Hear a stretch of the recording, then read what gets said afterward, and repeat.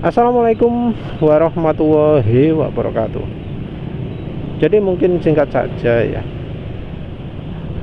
Selama ini ada ya yang mempercaya bahwa mobil bensin itu paling riskan, paling berbahaya dibanding dengan alternatifnya, yaitu kendaraan listrik dan hidrogen. Jadi kalau pakai bensin bisa tumpah, bisa apa, kalau saluran bensin bocor bisa kebakar, macam-macam ya. Tapi kalau dilihat efeknya, yang lebih ngeri itu justru yang bukan pakai BBM. Jadi kita bukan ngomong soal resiko kejadiannya, bukan ngomong prosentase kemungkinannya, enggak. Kita ngomong tingkat bahayanya kalau sudah kejadian. Jadi ya, mobil bensin, mobil diesel, motor bensin itu bisa kebakar. Tapi kalau kebakar itu jarang ada korban, kecuali misalnya kebakarnya di pom bensin yang sampai kemudian pom bensinnya meledak, macam-macam.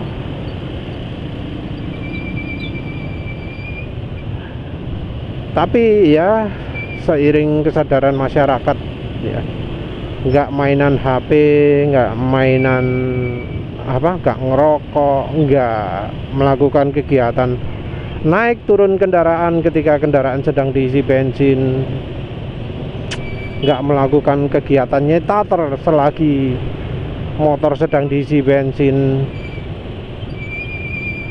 maka insidennya minim. Jadi kebanyakan insiden-insiden itu karena lebih ke ketidaktahuan. Tapi kalau sudah tahu ya nggak akan melakukan. Ya, insiden kalau soal api di kendaraan bensin atau solar itu sumbernya biasanya dari mesin ya, mesin. Tidak pernah terjadi mobil sedang diparkir gitu terbakar. Ya memang ada sih terbakar ya, ada sih kejadian mobil sedang diparkir kebakar. Tapi itu biasanya ya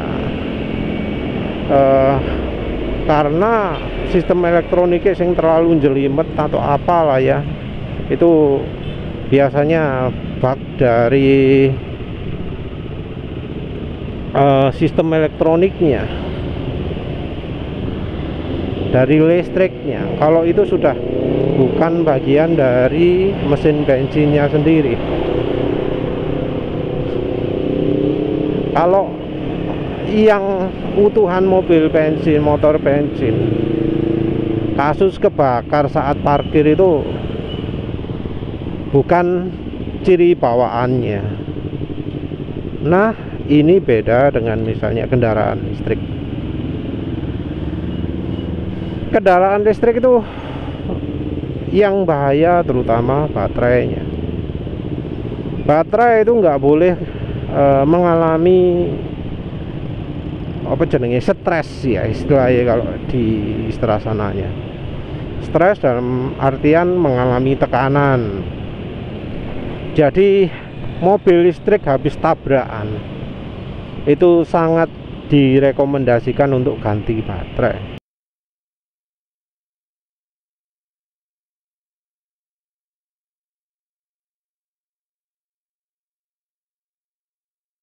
Karena apa? Karena impact, karena tekanan yang besar itu bisa membuat selnya itu nge-short. Baterainya mobil listrik itu kan besar, kalau motor listrik nggak pernah dengar. Kalau mobil listrik kan besar sekali ya.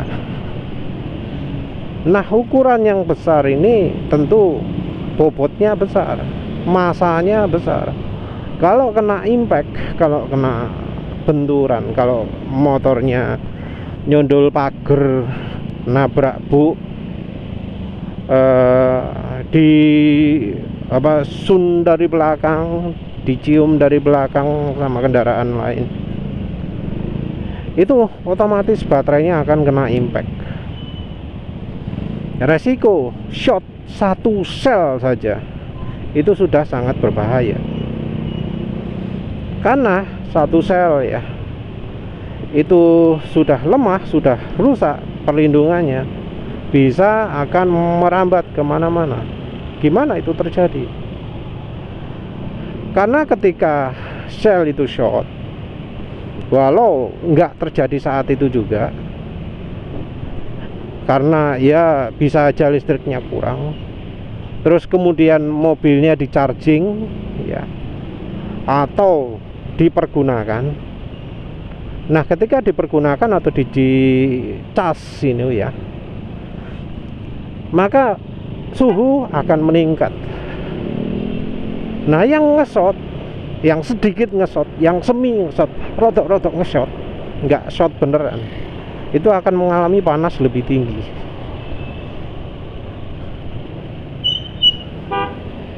Ketika panas sudah tinggi, maka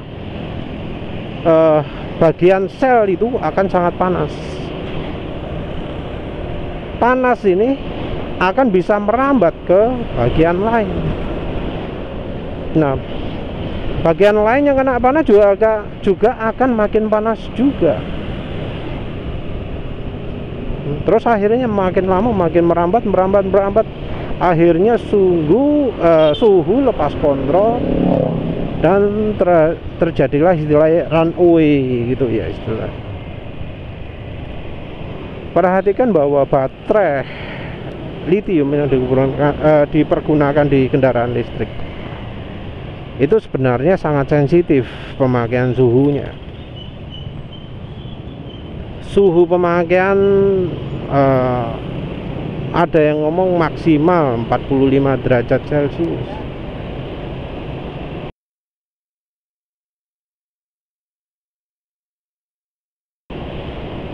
Minimalnya ada juga entah berapa derajat Celcius. Ketika kendaraan itu dicas atau dipergunakan di suhu yang melebihi suhu aman tersebut, efek pertama sih efisiensi charging atau discharging berkurang, jadi tenaga nggak bisa keluar, ngecasnya jadi lama. Efek yang kedua adalah pemanasan berlebih dan bisa terjadi kerusakan sel. Jadi nggak cuma ketika kepanasan toh, ketika terlalu dingin juga bisa terjadi kerusakan sel. Beda dari baterai baterai timah ya. Kalau lead acid itu aman ya, rentang kerjanya lebih luas. Tapi ya begitu, bentuknya besar, berat, dan tidak seefisien baterai lithium. Jadi nggak dipakai di kendaraan listrik, karena kendaraan listrik sangat sensitif terhadap berat baterainya. Tapi yang jelas ya itu ya kelemahan dari kendaraan listrik dari sisi baterai, yang kalau sudah resiko terkena impak macam-macam itu lemah. Ya impak nggak cuma dari depan, misalnya lewat lubang, kena lubang jeduk gitu ya, itu sudah impact gitu, sudah resiko gitu. Ya jangan samakan lah kendaraan listrik di luar negeri dengan di Indonesia. Kondisi jalan di Indonesia nggak mulus, ini beda dari luar negeri. Nah, apa yang terjadi kalau misalnya baterai semi rusak gitu dipakai? Resiko apa? Kebakaran pada saat kendaraan sedang dipakai, ya lagi pas melaju itu tiba-tiba kebakar, atau pas lagi parkir tiba-tiba kebakar.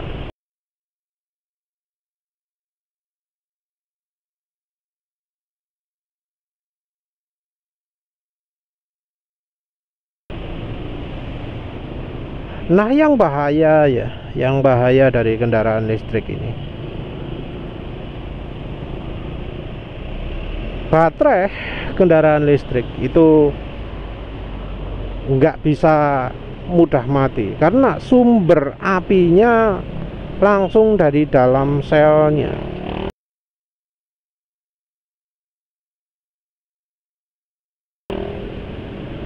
Dari dalam sel itu sudah bisa mengeluarkan api, jadi nggak perlu kena udara dulu. Nah, dari pemadam kebakaran pun kesulitan untuk bisa memadamkan api dari kendaraan listrik. Jadi api dari kendaraan listrik itu sulit dipadamkan, cenderung untuk terusan nyala terus, bisa berjam-jam. Jadi kalau ada kejadian kendaraan listrik terbakar, itu ada yang sampai jalannya diisolasi. Kenapa begitu? Ya karena nunggu baterainya ini habis kebakar. Untuk memindahkan itu kan juga bahaya.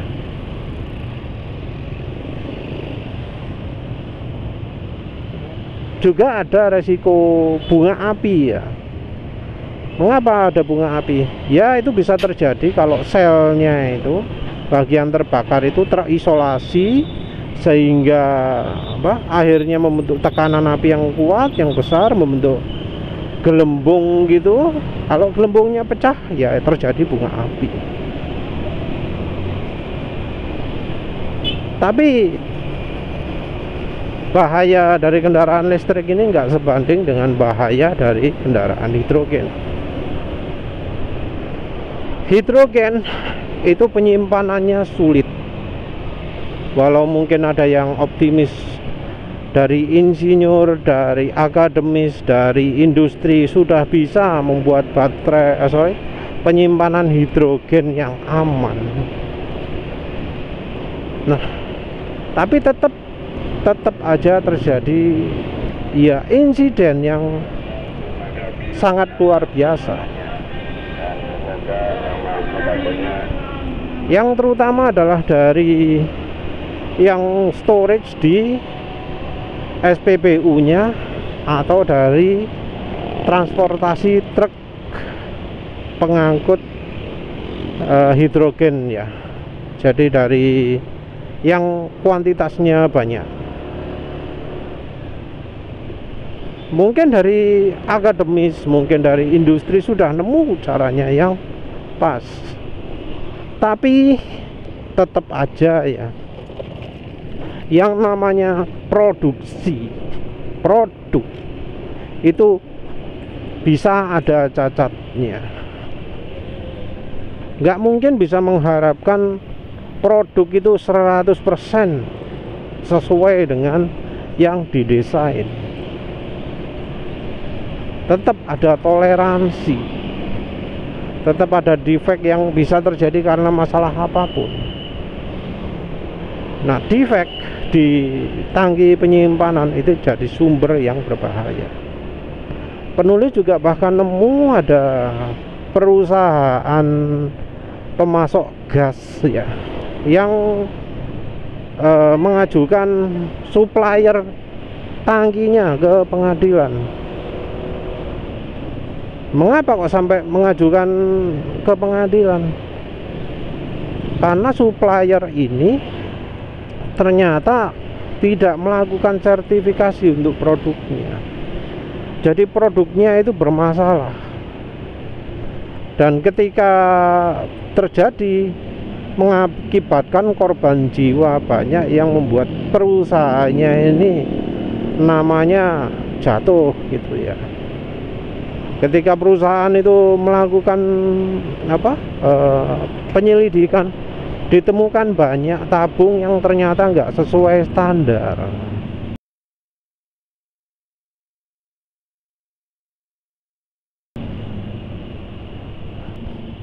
Kualitas dari produknya itu yang harus betul-betul sangat dijaga.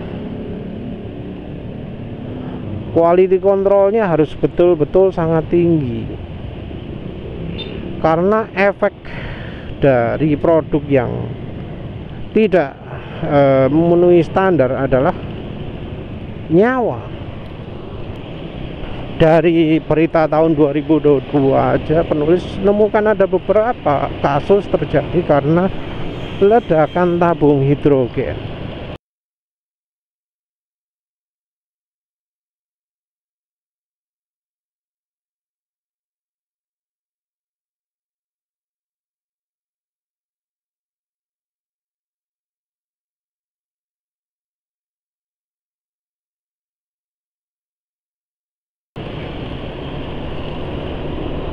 Nah, hidrogen kalau sudah meledak mengerikan sekali.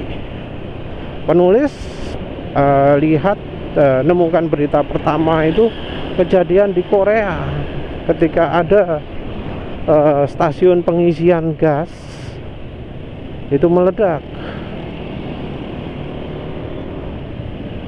Nah, ketika meledak itu ledakannya udah kayak bom, udah kayak TNT gitu ya. Katanya berapa kilogram, 50 kilogram TNT kalau nggak salah ya. Itu ya yang mengerikan. Juga ada kasus truk pengangkut gas hidrogennya meledak.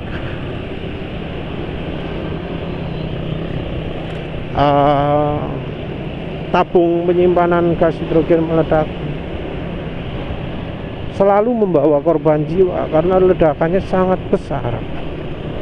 Mungkin secara insiden dibanding dengan ya kayak kebakaran mobil, kasusnya mungkin lebih sedikit,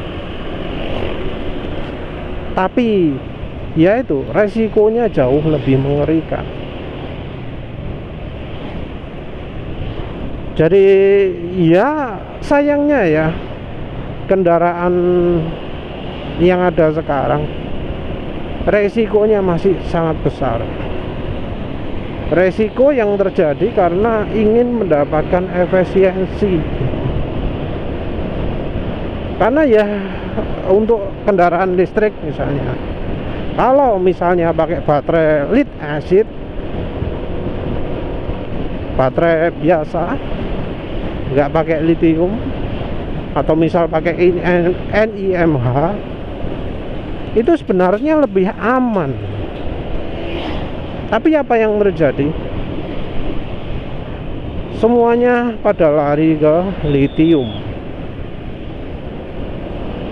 karena ngejar efisiensi, ngejar ramping, ngejar rapat.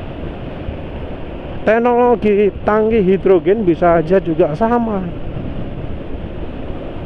Kalau ingin aman, yang bisa mencegah 100% mencegah adanya oksigen masuk ke hidrogen, menjamin hidrogennya 100% murni, mungkin saja dimensi dari tabungnya akan sangat besar. Mungkin saja densitasnya akan sangat rendah. Jadi misalnya tangkinya jadi butuh beberapa puluh kilo lebih berat. Nah, untuk meningkatkan efisiensi, jadi dipilihlah teknologi yang secara densitas lebih tinggi. Tapi densitas lebih tinggi juga resikonya, kegagalannya besar. Yaitu ya repotnya kalau yang sekarang ini. Ya kita lihat aja lah perkembangannya. Ya semoga bisa ada teknologi aman, nyaman, dan murah ya. Kalau sekarang ini teknologi listrik mahal ya, salah satunya karena keamanannya. Teknologi hidrogen mahal juga salah satu karena keamanannya. Karena kalau dari sisi harga ya, hidrogennya sendiri sebenarnya langsung diambil dari elektrolisis. Jadi pakai sel surya, pakai tenaga matahari, sehingga ya harusnya nggak terlalu mahal lah.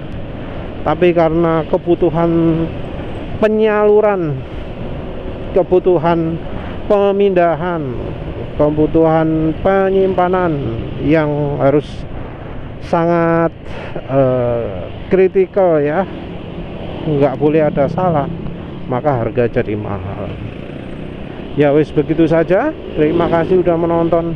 Assalamualaikum warahmatullahi wabarakatuh.